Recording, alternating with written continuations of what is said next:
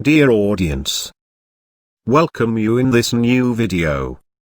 Today I am going to show you how you can back up your contact numbers to Gmail. So let's see how you can back up your contact to Gmail account in your Android phone. At first you have to open Email app in your phone. Make sure you have logged in a Gmail account in Email app. Then click on Menu in the upper left corner of the screen. It will show you Inbox and other options. Then click on the Gmail address. It will show you Add Account and Manage Account option.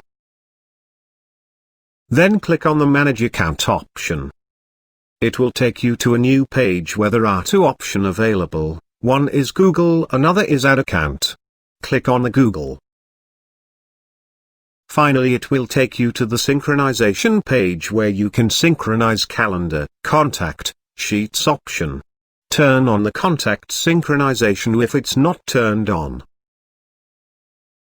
Google does not synchronize contact always. It synchronize your contact via Wi-Fi network once in a day or twice. So you can manually synchronize contact via clicking on the three-dot upper right corner of the synchronization page. That's all about backing up your contact to Gmail account. Please like the video and share it.